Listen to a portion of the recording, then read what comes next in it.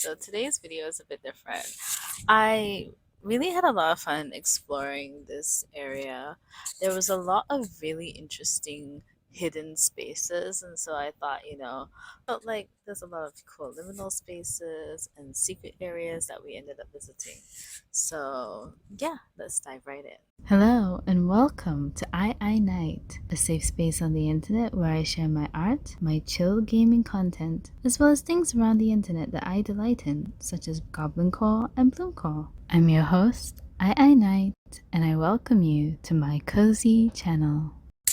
Okay, so unfortunately, I wasn't actually able to um, take any videos leading up to the place that we went to because firstly we kind of got a little bit lost. It was a very peculiar passageway that my friend wanted to take us to through. There needed to be like a specific humongous tree, which you can see here in this picture, and there needed to be like this break in the fence. So yeah, when we finally found the tree, I was really impressed. He kept on mentioning that it was at the corner of a car park, and it is so huge. It is amazing. So I really felt like the process of even getting to this area was so peculiar. It felt like a mystery adventure come to life, and I absolutely adore him for it. Yeah, so shout out to Lewis, who planned the whole event and took us to this very obscure corner of Singapore. I absolutely love it, and I apologize for taking so long to put out this video as well because I've been busy. But yeah, I really wanted to do it justice. So ta-da! Here's the full video. So when you get under the tree, you can really see just how tall it is. It goes on forever. It is beautiful. And the bark of the tree is so interesting because it's riddled with these really small little thorns that you wouldn't see from far away. And you can tell how old it is. It's a really, really old tree. So let me just take a look at the plaque itself. Let me see if I can read it. So this tree is called the I'm gonna butcher it. I'm so gonna butcher it. Oh, I'm so sorry. I'm so sorry if I say the name wrong. This is the kapok tree. Um, Let me just pull up the information of the kapok tree from the internet.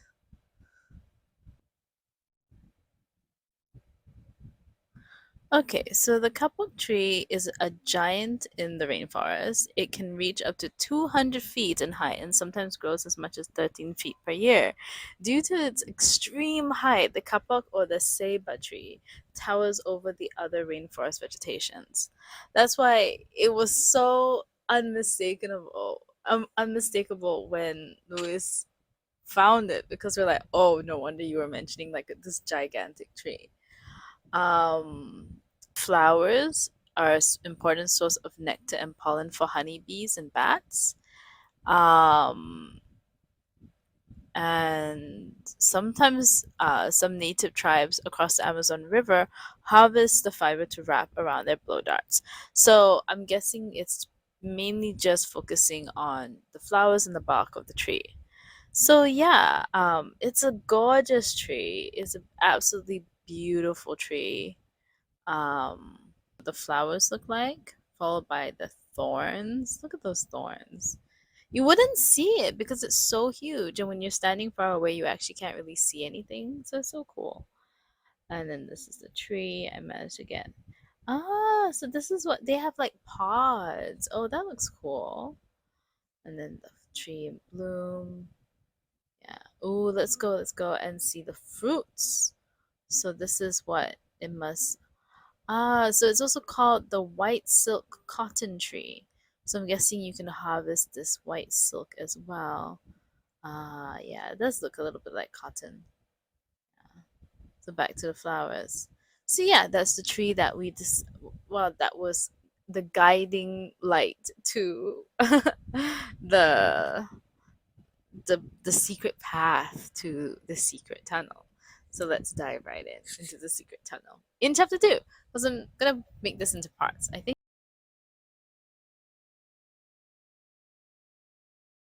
So once you pass through that tiny sliver of a gap between the big tree root and the gate, you walk a bit of a distance into the woods, and that's where you will find the tunnel, which is where Lewis is standing in front of right now. It's slippery, be careful. Okay.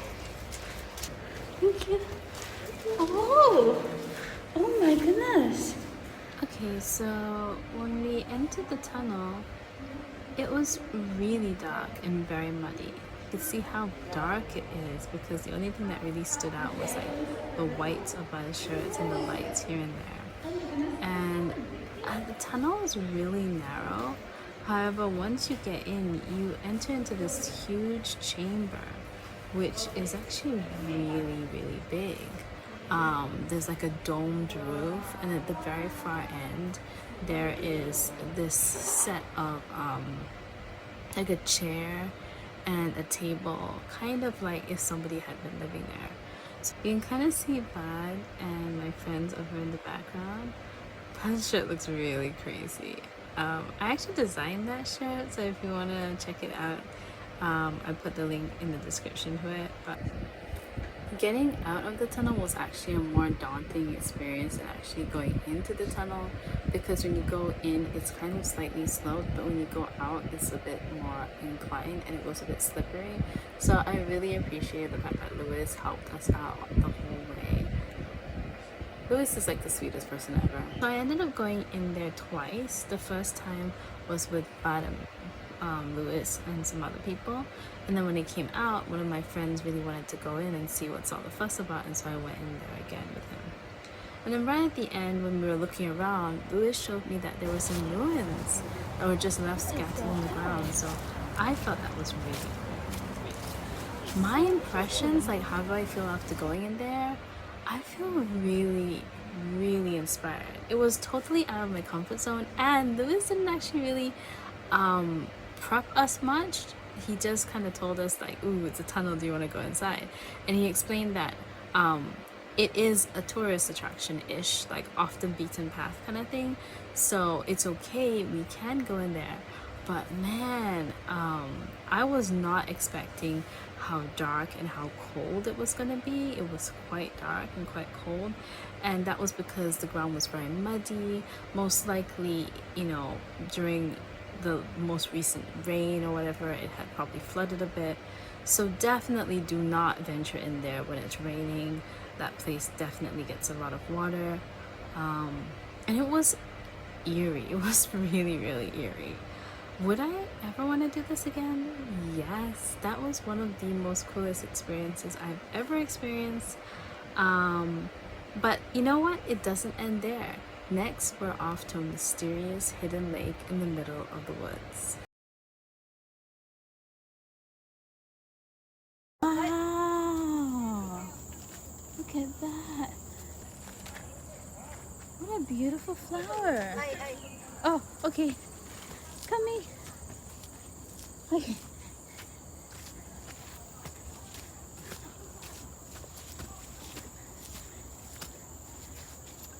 Whoa, where are we going? Okay. I just need this. We are in the jungle. Oh. I'm gonna video forward so I can see my feet. The birds? Oh my goodness. That is insane. Oh my goodness. Oh my goodness.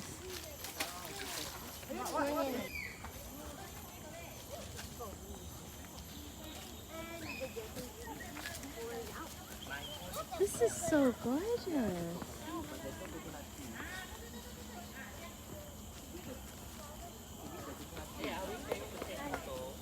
Yeah. Okay, so what I gather from what people have told me is that this is the abandoned pool of an abandoned home somewhere inside this jungle forest place. It is so beautiful. It just takes your breath away. every angle is just a dream. It really gives me dream core vibes. And if there was any place that just made me just want to sit and stare for hours and hours on end, it is definitely this place. It was just gorgeous. To the woods we go. Ah, that one's spiky. Ooh. You okay? Yeah, I'm amazed at how easy it is to find footfalls in such a or footholds in such a difficult place. This is amazing. And not kidding, this feels like we're going into Fillory. Yeah. That is so cool. You sure you're okay? I think I'm okay. You okay? Yeah. Ah, you go first, you go first. That's so cool.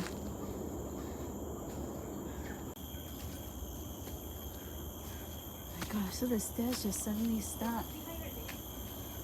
No one else is behind. No, you are. Oh, I'm behind. I promise I'm coming.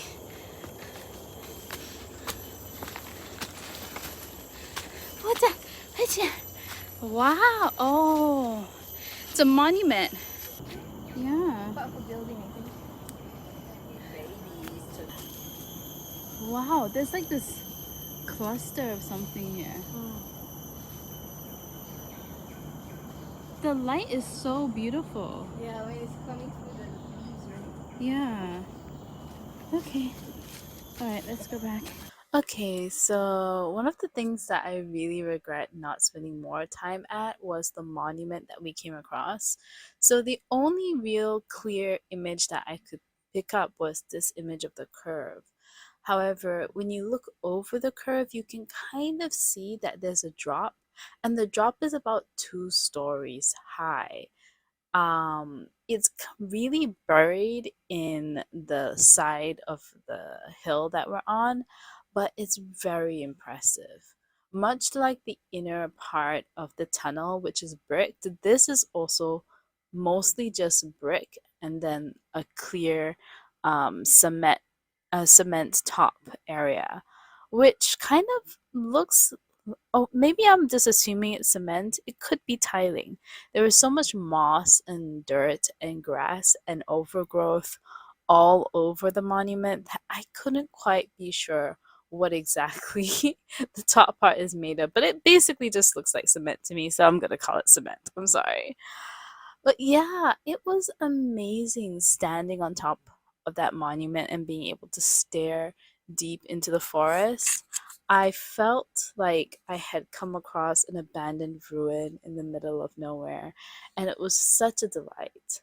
So, yeah, if I was to ever want to revisit this exploratory spot, I definitely want to be able to go back to the monument and see whether I can take more pictures, and if you ever want to explore Singapore and some of its hidden areas and you find this hidden trail, please take more pictures or help me document more of the monument because I'm so curious to see more. Unfortunately, at that point, the group was traveling quite fast, so we couldn't stop and just dally around there. We wanted to make it to the Henderson Wave, which isn't really an amazing liminal space, so I'm going to just end the video here. These are the monuments that and the secret spaces that I got to experience in this video and I wanted to share with you. Yeah. So thank you so much for being here and enjoying this little trip into the woods with me. Yeah, I really hope that one day I'll be able to find more secret places or be invited to see more secret spaces. That would be so delightful. But yeah, until next time, may your days be magical, and I'll see you in the next time. Bye bye. Much of it because it's mostly just a bridge, right? It is a bridge. Yeah, that's kind of boring, but That yeah. that's the wave part of the bridge. The wave? This thing. Okay. The shelter.